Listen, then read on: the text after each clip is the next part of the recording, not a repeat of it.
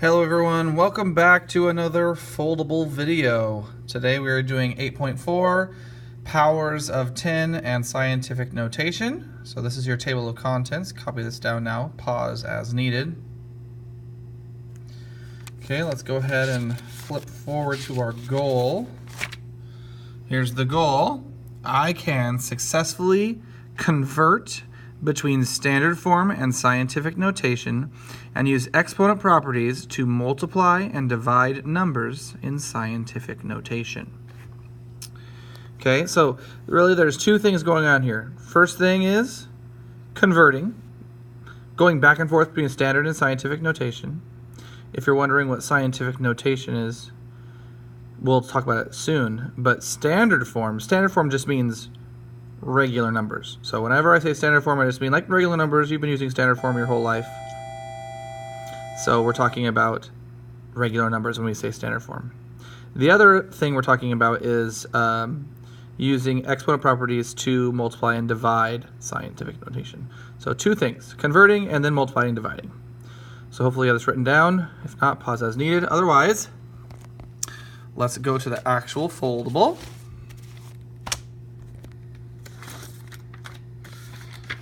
Okay. First thing, we're doing the values of 10. So here we can see that 1 over 1,000 is the same as 10 to the negative 3.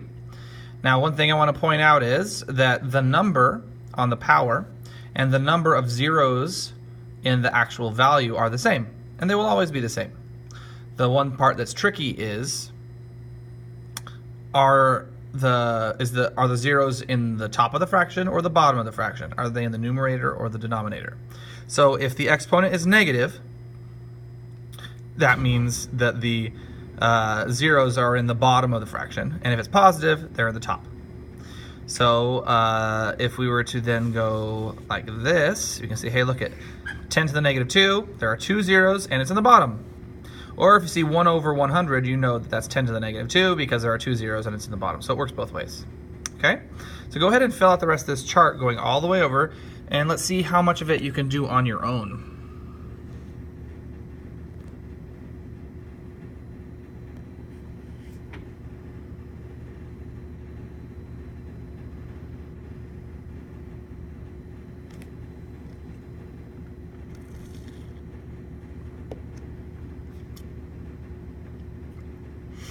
Okay, so hopefully you have at least some of it done.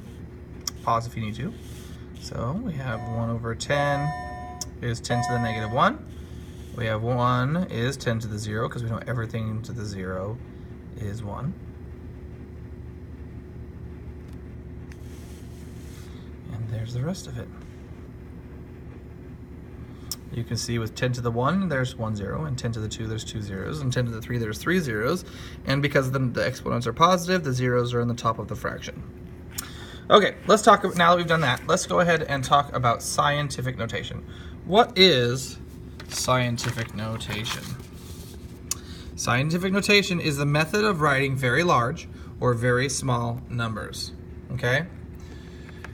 It's the method of writing very small or very large numbers. So for example, you may or may not know, but there's the number of cells in the human body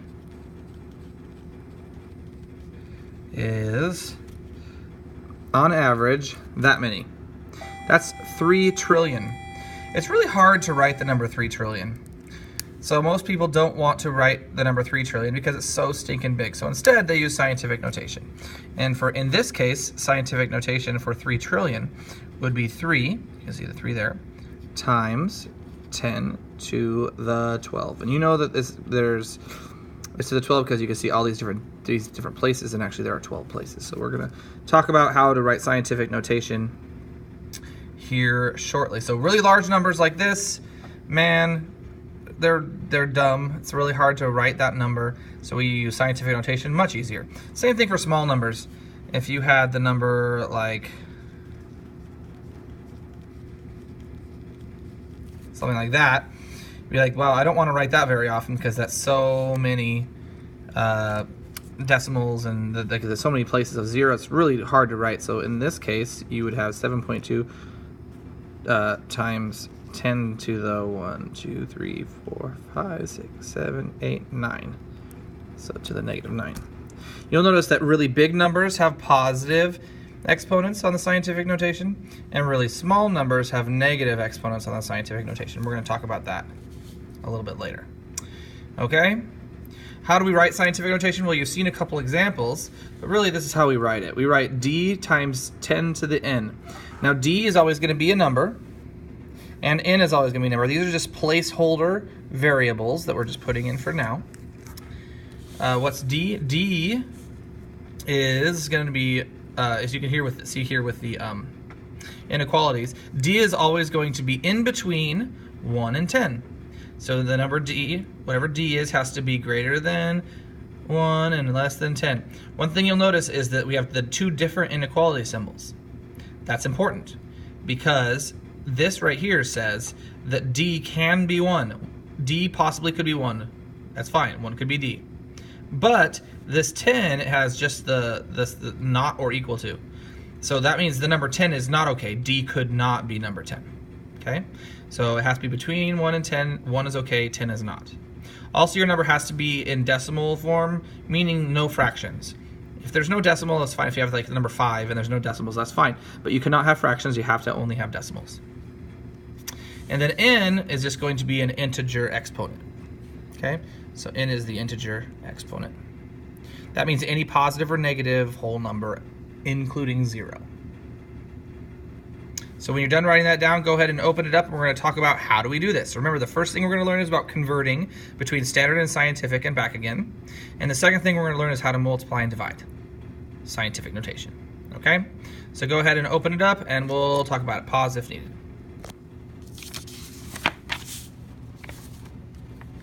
Okay, first thing we're going to do,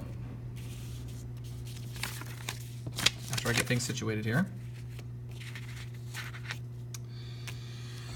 is we are talking about, first thing is you know you can convert both ways, right? You can go from scientific notation, that's what you start with, and then you go to a numerical expression or standard form. Or you can start at standard form and go to scientific notation. So we have to learn how to go both different directions, okay? So we're going to start with scientific notation, starting there and then moving to normal numbers. So here's the first step. If you have scientific notation, and that scientific notation has a positive exponent. So you can see here 10 to the positive n, that's what we're talking about. The n is positive, the exponent is positive. So if n is positive, move the decimal a number of places to the right equal to n. Once again, if n is positive, move the decimal a number of places to the right equal to n. For example, if I had 3 times 10 to the 4, 4 is positive. That means I'm going to move the decimal, which right now the decimal is right here to the right of the 3. I would move it 4 places to the right. So that would become 3, and then I put my comma in the wrong place, sorry. That would be like that. So I started here and I went 1, 2, 3, 4. And you can even do the little loopy things. And there's where the decimal is now. So really you're at 30,000. Okay? That's how you do it. That's how you turn from from scientific notation to standard form. So that's if the exponent is positive. And I imagine you can guess what comes next. If we have a negative exponent, so if n is negative, move the decimal a number of places to the left equal to n. So that example, let's say we have 4.5 times 10 to the negative 6. Let's just use that for example. That means I'm going to move this decimal that's here, and I'm going to move it to the left 6 times. And you can just, bounce 1, 2, 3, 4, 5, 6, and then there is the new place for the decimal. And then you have to plug in all of the zeros that would be there. Okay, so your answer would actually be 0.000045. Okay, because I moved the decimal 6 places to the left. So one thing you'll notice is positive exponent means a big number, negative exponent means a tiny number. It's just a nice rule of thumb. Okay? Let's do some examples. So go ahead and do these examples now. On your own, go ahead and see if you can figure out these 3 problems. Pause here for students to work on it, and then I'll go through them one at a time. Okay, so I have to the 4, 6.2 times 10 to the 4. So that means I'm going to move my decimal 4 places to it's positive, so I move it to the right. You can see that right there. So I move it to the right 4 times. So 1, 2, 3, 4. I'll plug in my zeros. And there's the new decimals right there. So now I have 62,000 is my actual answer. Number 2, I'm going to move it, this is -3, so I'm going to move it 3 places to the left because negative goes left. So I have 4.67 is my number, and then I go left 3 times. 1, 2, 3. You always start where your decimal is, and there's my new decimal. So my answer is 0.00467. Okay, and then last problem here, once again a negative exponent, so that means I'm going which direction? I'm going left 2. I want to point something out here. This number here is not between 1 and 10. On the previous page we said for scientific notation, the number has to be between 1 and 10. So this actually isn't correct scientific notation, it's incorrect scientific notation. But that's okay, we did it on purpose. We actually can learn how to turn incorrect scientific notation into correct scientific notation, and we'll do that near the end of this foldable. So I'm going to take my decimal, which is right here, and make it move to the left twice. So I have 0.015. I'm going left twice, 1, 2, there's my new decimal, plug in my 0. So I'm really at 0.00015. Hopefully your answers match mine. And then let's move on to the next part. In the next part, we are doing the other way. What if we start with a normal number and we move to scientific notation, starting with standard form, moving to scientific notation. So there's 2 steps. First step is find the decimal. This is important because sometimes when you're given a number, like 60, you don't really see a decimal, right? There's no decimal, so you know that there actually is one. It's right here. It's to the right of the last number. That's where the decimal actually is. It's kind of invisible. And so first step is you have to find that decimal. Okay? And then the second step is move the decimal. So we're going to move it so that it has 1 number to its left. So right now we go right here, we see, hey, there's 2 numbers, 1, 2, right? So we want to move it so it only has 1 number to its left. Okay, so I'm going to take my decimal, I'm going to move it, and it's going to go right there. So I end up with 6, and then we're going to add in our scientific notation stuff, 6 times 10, right? And we moved it 1 place, right? We only moved it once, so the number would be 1. And I kind of have a trick about this. If your original number is large, your exponent is positive. If your original number is tiny, like this, I'm going to move the decimal so that there's 1 number to its left.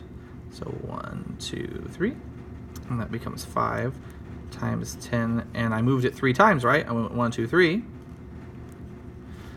But this number is tiny. So if your original number is tiny, then your exponent is negative.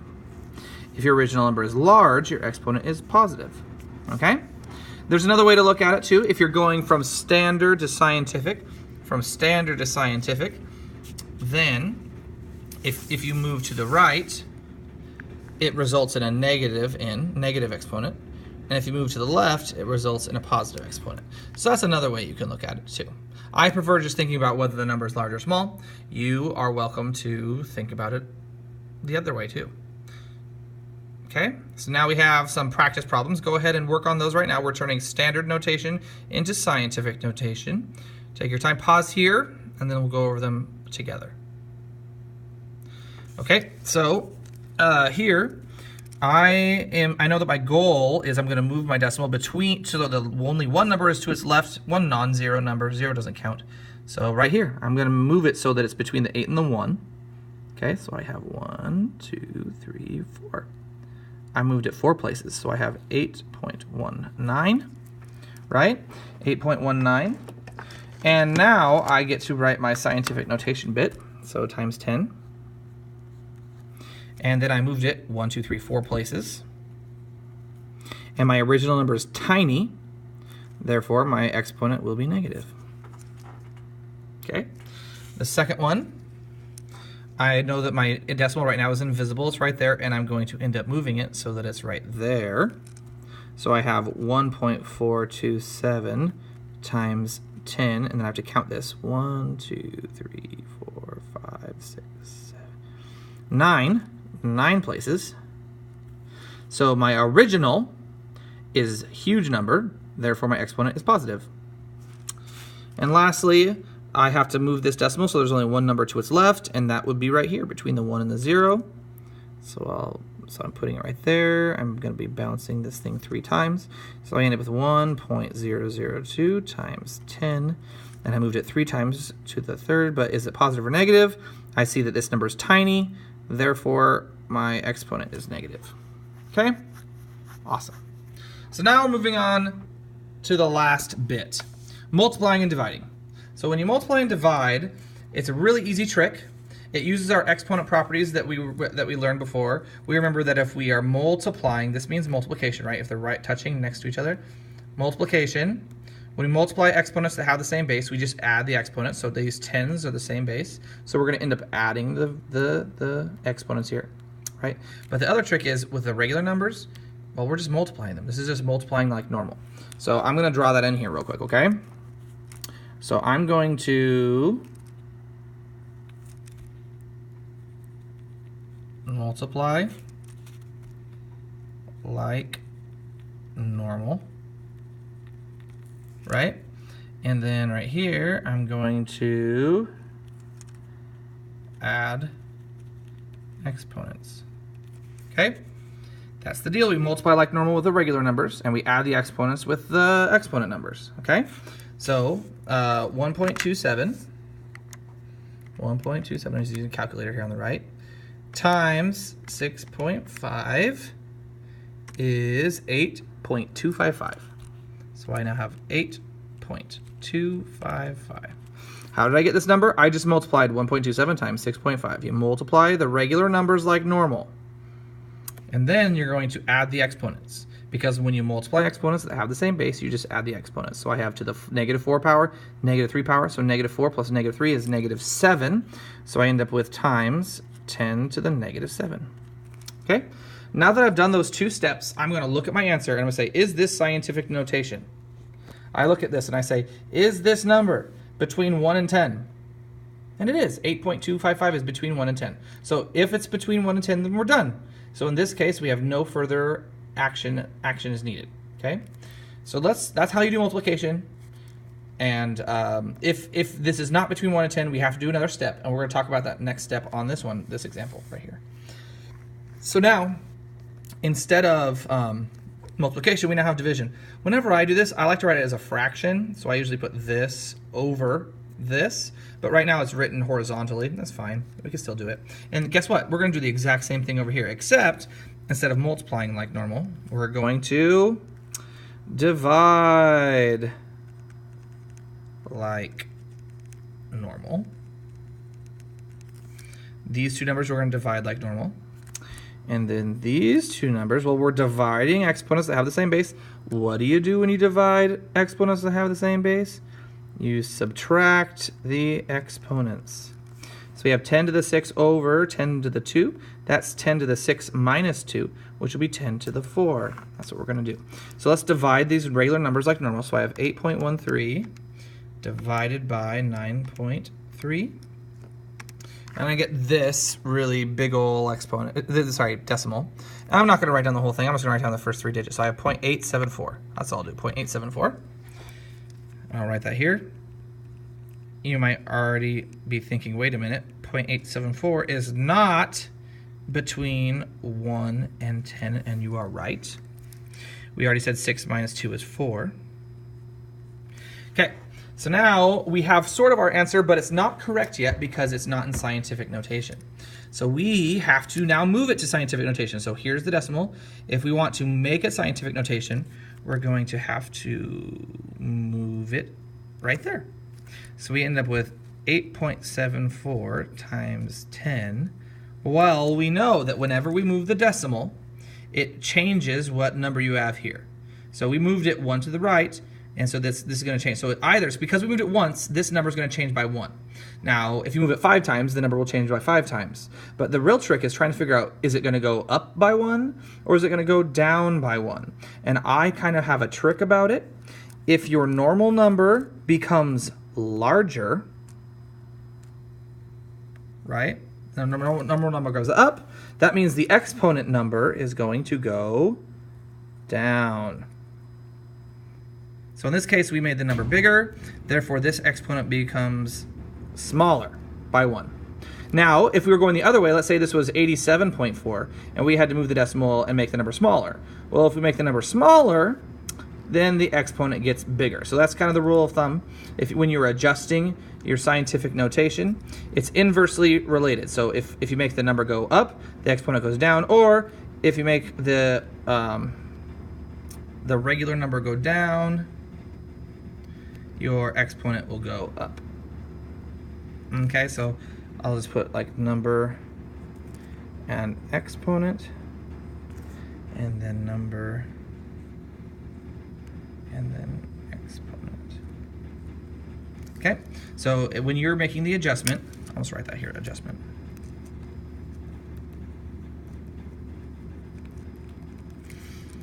Adjustment, when your regular number goes up, your exponent goes down, or when your number goes down, your exponent goes up. And so here we made the number go up, and the number got larger, therefore the exponent got smaller.